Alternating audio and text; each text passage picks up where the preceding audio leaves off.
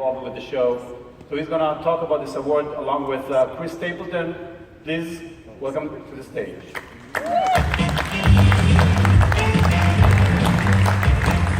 Yeah, Ori, thanks. Do you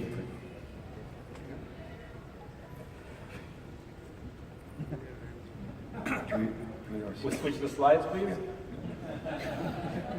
All right, the Virtual World Society is that new movement that we're linking hearts and minds to make a better world. We are going beyond the virtual technology and tools. We are connecting the world of communities and communities. We are looking through society and finding individuals and ideas that are going to make the difference in the world. We're going to bring all that together to really kind of creating a better world. We're going to connect, create, and engage. And this is really where all this is the foundation of. And one of the things that's very important is that we're starting to see communities around the world right now and bringing all the disciplines together to really understand this complexity of the future potential. We have just begun. And to represent the vision of the future, we need, as Tom Furness said in the last keynote last year, is that we need to see the future through our hearts. And that's what represents the Nextant Prize. So Tom, can you explain the Nextant Prize? Hello everyone. It's so good to be back again. And enjoy being with you. As you may recall from my talk last year, I felt that we were in a very high sea state. We used to be able to see the horizon.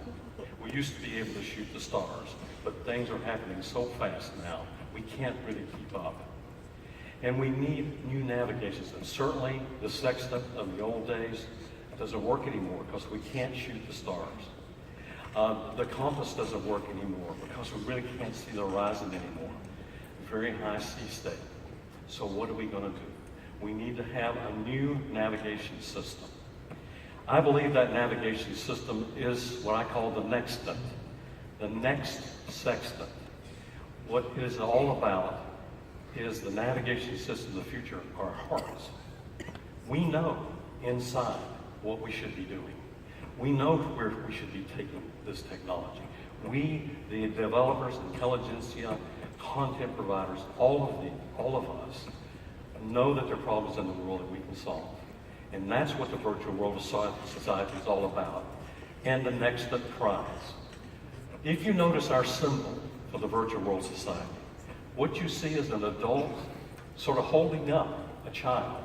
Notice that the adult is facing in one direction, sort of being in the past, having wisdom, being connected as an elder to the earth. But look at the child. The child is facing in another direction, is much higher, can see in the future. So what we're trying to do is connect the wisdom of the elders with the imagination of the children, because we need to work together and need to raise our children as we raise our civilization. So, the Nextant Prize. This is our opportunity to recognize people who have this spirit and to try to promote goodness in the world and goodness of using our technology to lift mankind. So we have an award winner for the Nextant Prize. And one of the things that I'm going to do, you probably guess who this winner is as I show you these next few slides. But this particular person was amazing in terms of the lessons that this person taught to us about believing in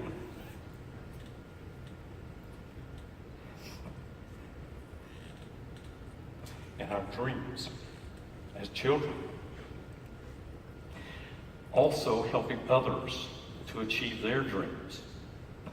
What we can do with virtual worlds by putting these places into people, we put people into places where they can do some good. The magic of listening. These are all things I've used in my classes as a professor. Being around, find the best in everybody. Learning from students, never giving up when it matters. How to get people to help out, solving these problems. Showing gratitude. And do all of this while having fun. Now, this recipient truly was a great kid. And we know the stories about his childhood. And we know the stories of what he did to take his childlike qualities and develop tools for us to use. You may have heard of Alex, where he's a child at heart doing this. I met this person in 1991 at a Chi conference. He was giving a talk called, the title of his talk was VR on $5 a day. I was giving the closing plenary at this particular conference, and I went back to calculate how much I'd spent on building VR.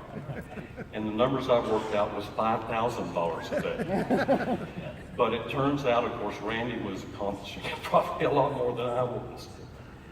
And so Randy felt that he could grow and that we all could grow as students for a lifetime. So this, of course, is Randy Pausch. Randy Pausch was a professor at the University of Virginia and then later at Carnegie Mellon University. He was an amazing person. He was always teaching. These are photographs from his life.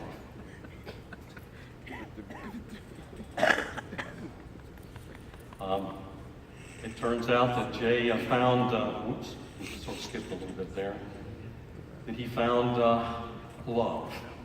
He found true, actually, connections in virtual reality, working on virtual reality. He had a wonderful family, 3 children. And he all the time was giving his heart and to all of us. And above all, he was having fun. As you may have figured out who this is now, he was also responsible for working on establishing the Entertainment Technology Center at the Carnegie Mellon University, fusing the technology with entertainment. A lot of it inspired by his work he did with Disney Imagineering.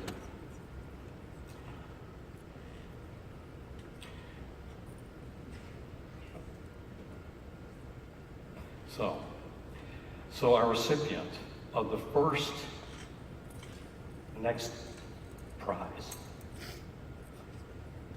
is our dear friend, Randy Pausch. Randy, as you know, isn't with us physically, but he's always with us. He's forever with us in spirit. Now, to accept this award, we want to invite up Don Marinelli.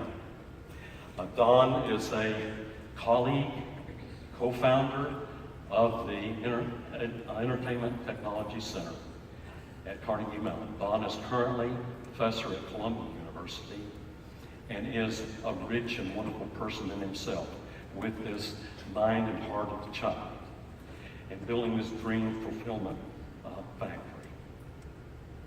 So, Don? At this point, we'd like for Don Marinelli to come up.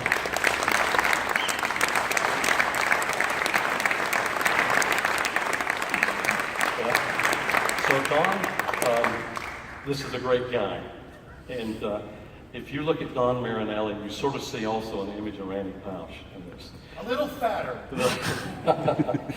And what we're doing here is we're going to present this award on behalf of Randy's family to Don.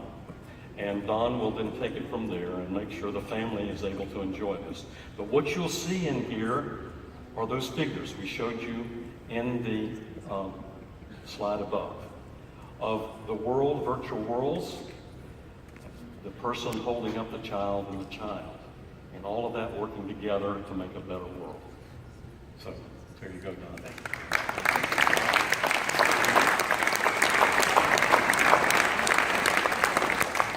I was asked to come here to receive this because Randy isn't here.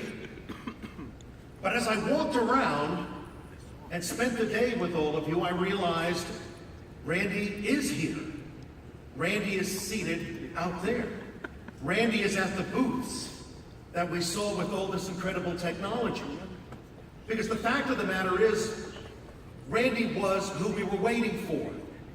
Randy was that individual who was indeed a whole brain thinker, for whom right brain, left brain was a false bifurcation.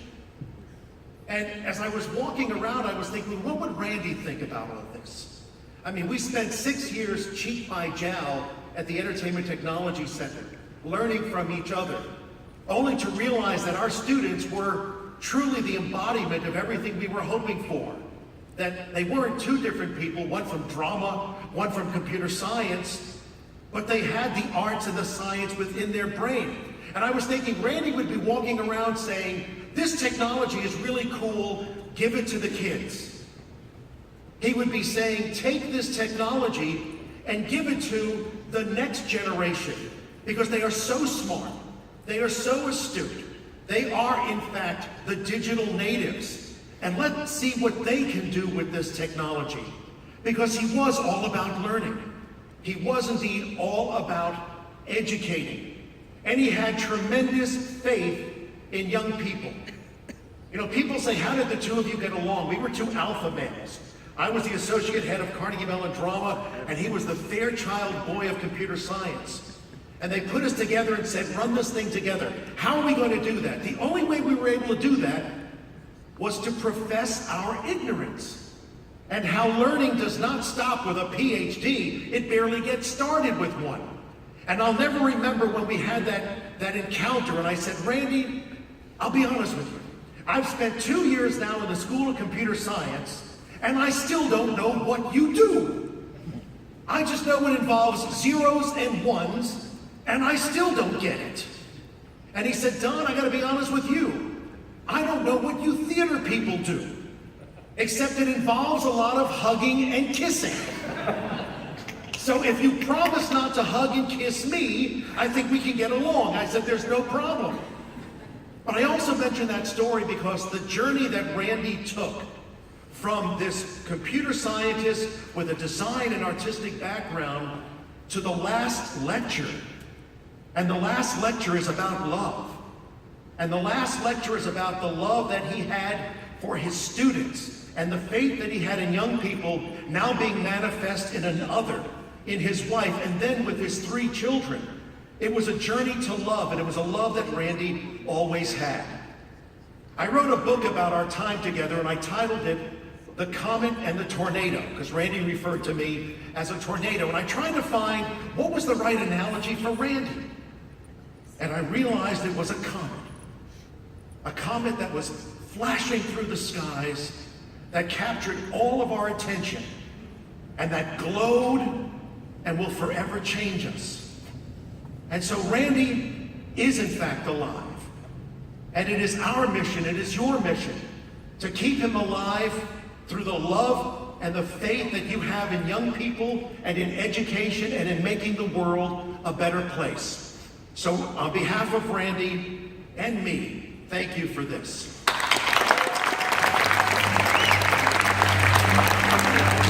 We are accepting nominations for next year's Nextant Award, and hopefully you have plenty of ideas because you all have it in your heart and we want to know about it. So please give your nominations for next year and we'll be presenting it. Thank you.